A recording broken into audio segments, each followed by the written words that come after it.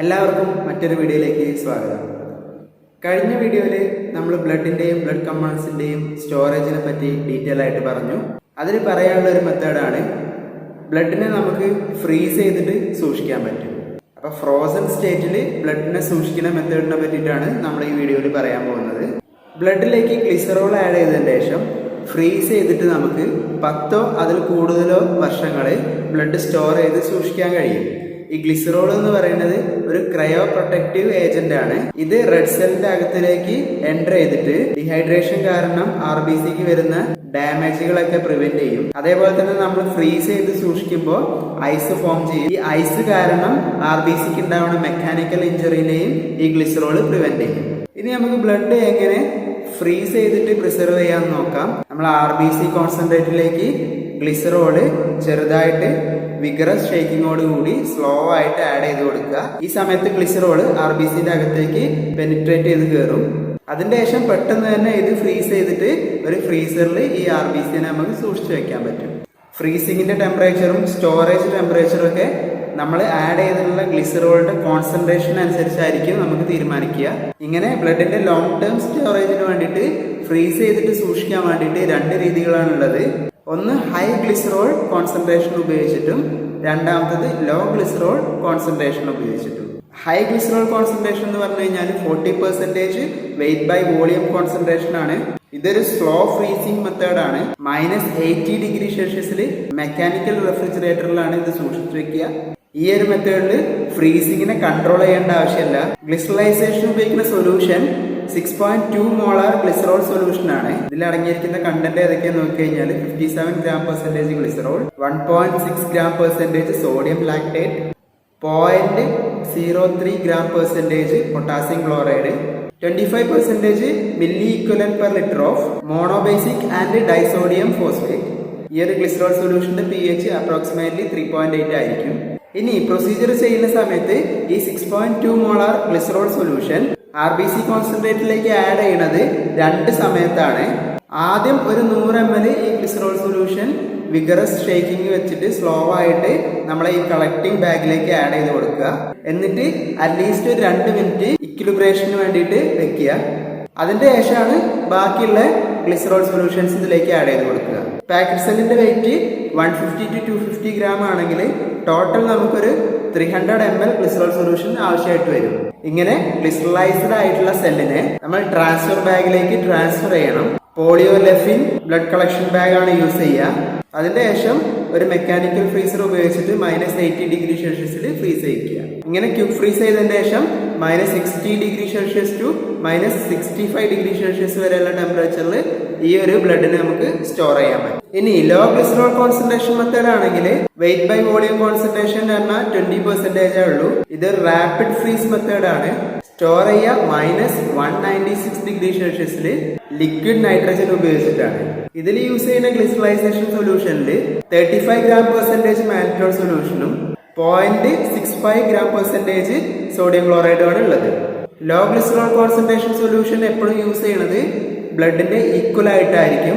അതായത് 250 ml RBC concentrate ആണെങ്കിൽ 250 ml ആണ് ഗ്ലിസറോൾ സൊല്യൂഷൻ യൂസ് ചെയ്യേണ്ടത്. അത് നേരത്തെ പറഞ്ഞ പോലെ തന്നെ സ്ലോ ആയിട്ട് വിഗറസ് ഷേക്കിങ്ങിലാണ് ഇത് ആഡ് ചെയ്ത് കൊടുക്കേണ്ടത്.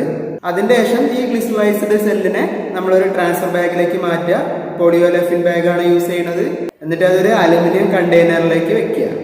ഈ ഒരു ബ്ലഡ് ബാഗ് അലുമിനിയം കണ്ടെയ്നറോട് കൂടി തന്നെ -196 ഡിഗ്രി സെൽഷ്യസിലുള്ള ലിക്വിഡ് നൈട്രജൻ നിറച്ചു വെച്ചിട്ടുള്ള ഒരു ടാങ്കിലേക്ക് അപ്രൈറ്റ് പൊസിഷനിൽ പ്ലേസ് ചെയ്യുക. അപ്പൊ ഇത് ക്യൂബ് ഫ്രീസ് ആവും. അതിന്റെ ശേഷം -120 ഡിഗ്രി സെൽഷ്യസിൽ ലിക്വിഡ് നൈട്രജൻ വേപ്പറിന്റെ പ്രസൻസിൽ ഇത് സ്റ്റോർ ചെയ്ത് വെക്കാം.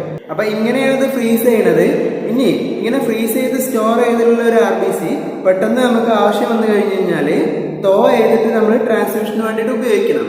അപ്പൊ തോ ചെയ്യണം, അതിനുള്ള ഗ്ലിസറോളിനും കളയണം. ഡീഗ്ലിസറലൈസേഷൻ ആണ് ചെയ്യേണ്ടത്. നമ്മൾ ആദ്യം ഈ ഫ്രീസ് ചെയ്തിട്ടുള്ള RBCനെ 37 ഡിഗ്രി സെൽഷ്യസിൽ ഒരു 10 മിനിറ്റ് വാട്ടർ ബാത്തിൽ വെച്ചിട്ട് തോ ചെയ്യുക. അതിന്റെ ശേഷം നമ്മൾ ഗ്ലിസറോളിനെ മുഴുവനായിട്ട് റിമൂവ് ചെയ്യണം. പ്രോപ്പറായിട്ട് റിമൂവ് ചെയ്തിട്ടില്ലെങ്കിൽ RBC ലൈസ് ചെയ്ത് പോകാനുള്ള ചാൻസ് ഉണ്ട്. ഗ്ലിസറലൈസ്ഡ് സെല്ലിന്റെ ഇൻട്രാസെല്ലുലാർ എൻവയോൺമെന്റ് എന്ന് പറഞ്ഞാൽ പ്ലാസ്മയെ അപേക്ഷിച്ച് നോക്കി കഴിഞ്ഞാൽ ഹൈപ്പർട്ടോണിക് ആണ്. അപ്പൊ നമ്മൾ ഡീഗ്ലിസറൈസേഷൻ ഉപയോഗിക്കുന്ന ഫസ്റ്റ് സൊല്യൂഷൻ എന്ന് പറഞ്ഞു കഴിഞ്ഞാൽ ഇൻട്രാസെല്ലുലർ ആയിട്ടുള്ള മെറ്റീരിയൽസിന്റെക്കാളും ഹൈപ്പർട്ടോണിക് ആയിട്ടുള്ള ഒരു സൊല്യൂഷൻ ആയിരിക്കണം. അപ്പൊ ഹൈപ്പർട്ടോണിക് ആയിട്ടുള്ള ഒരു സൊല്യൂഷൻ കൊണ്ട് ഈ റെഡ് സെല്ലിനെ വാഷ് ചെയ്യുക. ആ വാഷ് ചെയ്യുന്ന സമയത്ത് ഗ്ലിസറോള് ഡിഫ്യൂസ് ചെയ്തിട്ട് പുറത്തു വരും. അതിന്റെ ശേഷം നമ്മൾ സബ്സീക്വന്റ് ആയിട്ട് ലെസ് ഹൈപ്പർട്ടോണിക് ആയിട്ടുള്ള സൊല്യൂഷൻസ് കൊണ്ട് വാഷ് ചെയ്തുകൊണ്ടിരിക്കുക.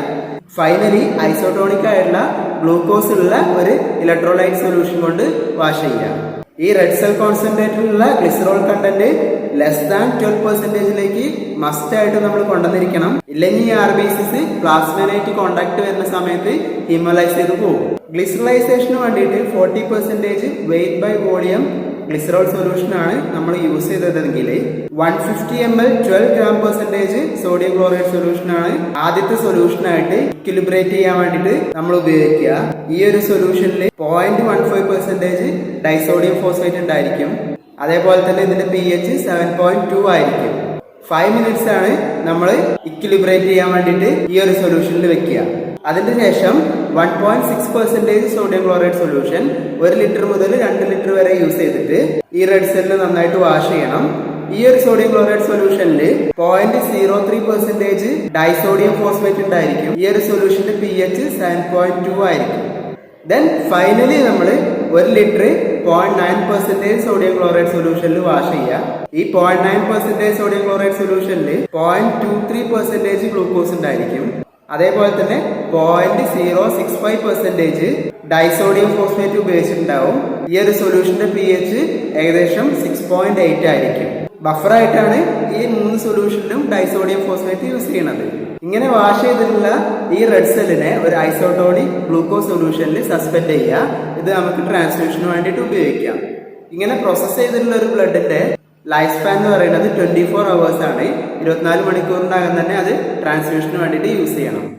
ഇനി ഗ്ലിസറലൈസേഷന് വേണ്ടിയിട്ട് നമ്മൾ 20% weight by volume glycerol solution ആണ് യൂസ് ചെയ്തതെന്ന് വെച്ച് കഴിഞ്ഞാൽ നമ്മളൊരു 500 ml 3.2% സോഡിയം ക്ലോറൈഡ് സൊല്യൂഷൻ ആണ് യൂസ് ചെയ്യുക. ഈ സൊല്യൂഷനിൽ 0.2% ഗ്ലൂക്കോസ് ഉണ്ടായിരിക്കും. അതുപോലെ തന്നെ ഈ സൊല്യൂഷനെ ബഫേർഡ് ചെയ്തിട്ടുള്ളത് 0.065 gram% ഡൈസോഡിയം ഫോസ്ഫേറ്റ് സൊല്യൂഷൻ ഉപയോഗിച്ചിട്ടാണ്. ഇതിന്റെ ടോട്ടൽ pH എന്ന് പറയുന്നത് 6.8 ആയിരിക്കും. ഇങ്ങനെ വാഷ് ചെയ്തിട്ടുള്ള റെഡ് സെല്ലിനെ നമ്മളൊരു ഐസോട്ടോണിക് ഗ്ലൂക്കോസ് സലൈൻ സൊല്യൂഷനിൽ സസ്പെൻഡ് ചെയ്യുക. ഇത് നമുക്ക് ട്രാൻസ്ഫ്യൂഷന് വേണ്ടിയിട്ട് ഉപയോഗിക്കാം. ഇങ്ങനെ പ്രോസസ് ചെയ്ത് കഴിഞ്ഞ് കഴിഞ്ഞാൽ ഇവിടെയും 24 hours യൂസ് ചെയ്തിട്ടുണ്ടായിരിക്കണം. അതായത് ഇതിന്റെ ഷെൽഫ് ലൈഫ് 24 hours ആയിട്ട് കുറയും. ഇന്നത്തെ കാലത്ത് മാനുവൽ വാഷിങ്ങിന് പകരം മെഷീൻസുകൾ വാഷിങ്ങിന് ഉപയോഗിക്കുന്നുണ്ട്. അതിനൊരു എക്സാമ്പിൾ ആണ് ഹീമോനിറ്റിക്സ്. ഇത് കണ്ടിന്യൂസ് ഫ്ലോ വാഷിംഗ് ടെക്നിക്കാണ് യൂസ് ചെയ്യുന്നത്. ഇതുപോലെ തന്നെ കണ്ടിന്യൂസ് ഫ്ലോ വാഷിംഗ് ഉപയോഗിക്കുന്ന ഒരു മെഷീനാണ് ഫെൻവാൾ ഇലക്ട്രോമാറ്റിക് സിസ്റ്റം എന്ന് പറയുന്നത്. അല്ലെങ്കിൽ IBM ബ്ലഡ് പ്രോസസർ ഉപയോഗിച്ചിട്ട് സീരിയൽ സെൻട്രിഫ്യൂഗേഷൻ ഉപയോഗിച്ചിട്ടും വാഷ് ചെയ്യാൻ പറ്റും. ഈ ഓരോ മെഷീൻസും യൂസ് ചെയ്യുന്നതിന്റെ പ്രോട്ടോകോൾസ് ആ മെഷീൻസ് ഉണ്ടാക്കിയിട്ടുള്ള മാനുഫാക്ചേഴ്സ് പറയുന്നതിനനുസരിച്ചിട്ടാണ്. ഇനി നമുക്ക് ഫ്രീസർ സെൽസ് ഉപയോഗിക്കാനുള്ള ഇൻഡിക്കേഷൻസ് എന്തൊക്കെയാന്ന് നോക്കാം. ആദ്യത്തെ യൂസ് എന്ന് പറഞ്ഞു കഴിഞ്ഞാൽ റയർ ബ്ലഡ് നമുക്ക് ലോങ് ടേം ആയിട്ട് സ്റ്റോർ ചെയ്ത് വെക്കാം. അത് റീജിയണൽ ബേസിസ് ആയാലും നാഷണൽ ബേസിസ് ആയാലും ഒക്കെ അതിന്റെ സപ്ലൈ നമുക്ക് കൊടുക്കാൻ കഴിയും. അതുപോലെ തന്നെ ചില പേഷ്യൻസിന് ഹൈ ഫ്രീക്വൻസി ആന്റിജൻസിനെതിരായിട്ടുള്ള ആന്റിബോഡീസ് അവരുടെ ബ്ലഡിൽ ഉണ്ടായിരിക്കും. അങ്ങനെയുള്ള ബ്ലഡുകൾ ലോങ് ടേം ആയിട്ട് നമുക്ക് സ്റ്റോർ ചെയ്യാൻ വേണ്ടിയിട്ട് ഈ ഒരു ഫ്രീസിംഗ് ടെക്നിക്ക് ഉപയോഗിക്കാം. അതുപോലെ തന്നെ റയർ ബ്ലഡ് ഗ്രൂപ്പുള്ള ആൾക്കാർക്ക് ഓട്ടോ ട്രാൻസ്ഫ്യൂഷന് വേണ്ടിയിട്ട് നേരത്തെ തന്നെ ഡൊണേറ്റ് ചെയ്തിട്ട് ഫ്രീസ് ചെയ്തിട്ട് സൂക്ഷിക്കാൻ പറ്റും. അതുപോലെ തന്നെ നോൺ ഹീമോലൈറ്റിക് ഫെബ്രൈൽ ട്രാൻസ്ഫ്യൂഷൻ റിയാക്ഷനെ പ്രിവെന്റ് ചെയ്യാൻ പറ്റും. Sensitised platelets, leucocytes, plasma proteins ഒക്കെ ഉള്ള പേഷ്യൻസിനാണ് ഈ non haemolytic febrile transfusion reaction വരാൻ ചാൻസ് കൂടുതൽ. അതുപോലെ തന്നെ ടിഷ്യൂ ട്രാൻസ്പ്ലാന്റ് ഉപയോഗിക്കുന്ന സമയത്ത് റിസിപ്പിയനിൽ HLA ആന്റിജനെതിരായിട്ട് സെൻസിറ്റേഷൻ വരുന്നത് പ്രിവെന്റ് ചെയ്യാൻ വേണ്ടിയിട്ട് നമുക്ക് ഈ ഒരു ഫ്രീസിംഗ് ടെക്നിക്കിലൂടെ സാധിക്കും. ബ്ലഡ് എങ്ങനെ ഫ്രീസ് ചെയ്ത് സൂക്ഷിക്കുക എന്നുള്ളതിനെ പറ്റി പറയാനുള്ളത് ഇതൊക്കെയാണ്. അപ്പൊ അടുത്ത ക്ലാസ്സിൽ വേറൊരു ടോപ്പിക്കായിട്ട് കാണാം. Good bye.